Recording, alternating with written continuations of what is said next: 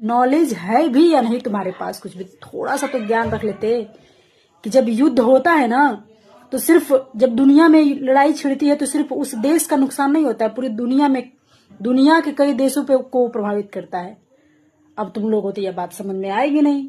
अब मैं बता दूं कैसे। इसमें ईरान में तमाम पेट्रोलियम ईंधन जितने भी हैं सब ईरान में उधर के देशों में होता है। अब जब लड़ाई छिड़ी है, जहाज उधर से इंपोर्ट एक्सपोर्ट हो नहीं पाएंगे, इधर आएंगे नहीं, तो फिर कैसे होगा? हमारे देश में पहुंचेगा नहीं।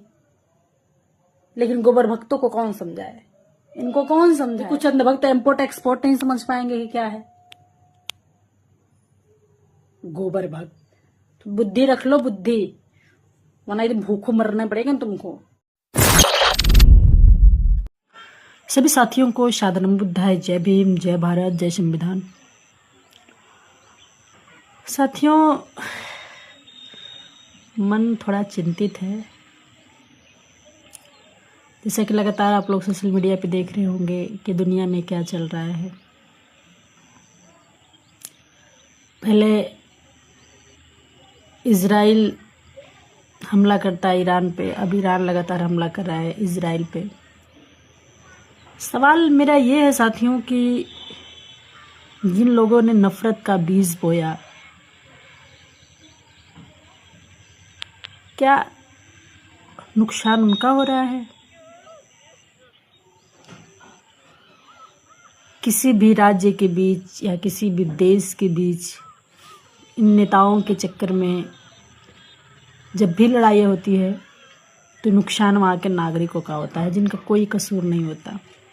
वो तो बस रह रहे हैं, अपना जीवन यापन कर रहे हैं। सोचिए, एक देश की बात नहीं कर रही मैं, दोनों देशों की बात कर रही हूँ।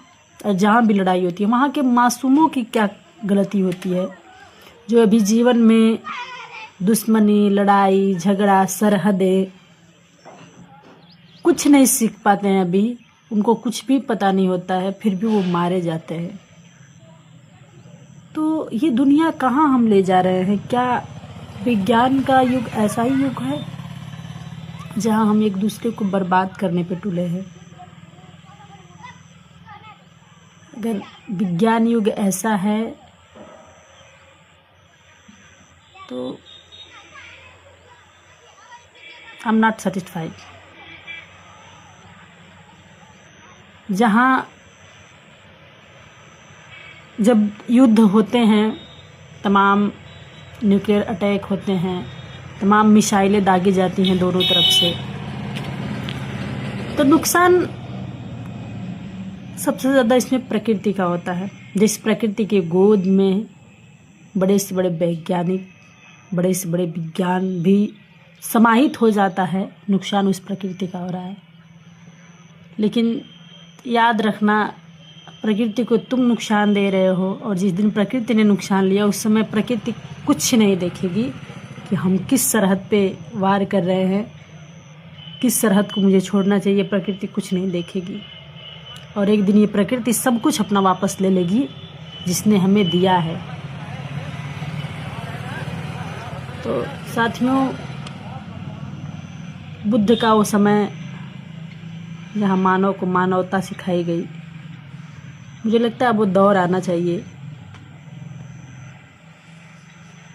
बुद्ध का वो दौर आना चाहिए। इंसानियत का पाठ लोगों को पढ़ाना चाहिए। यहाँ तो भाई भाई के खून का प्यासा हो गया है। ये शब्द नहीं है इतने, मतलब इंसान कहाँ जा रहा है, हम किस चीज़ के लिए लड़ रहे हैं? चंद पैसों के लिए, चंद जमीन के लिए सरहदें बना दिए हमने। नदियों को कैसे बांटोगे? देखिए, जिसने प्रकृति ने हमें प्रकृति ने हमारा बंटवारा नहीं किया, हमने किया। प्रकृति ने तो सबको नदियाँ दी। जो नदी आज इंडिया में है वो नदी पाकिस्तान में, वो नदी, वो समुद्र विदेशों में भी है। लेकिन हम इंसान कितने गिर चुके हैं कि हमने नदियों को भी बांट दिया। बांटने का प्रयास किया। तो एक बार सोचिएगा कि क्या लेके आए हैं, हमें क्या लेके जाना है। इंसान को मानवता का पाठ पढ़ाना होगा और किसी भी देश में भरसक हो सके तो युद्ध का बात नहीं करनी चाहिए, क्योंकि युद्ध में मासूम मारे जाते हैं, इसमें कोई शक नहीं है, कोई संदेह नहीं है। जो युद्ध की शुरुआत करता है उनको कुछ नहीं होता, लेकिन जो मासूम होते हैं वो मारे जाते हैं।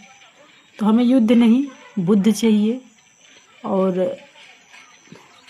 हिंसा नहीं चाहिए।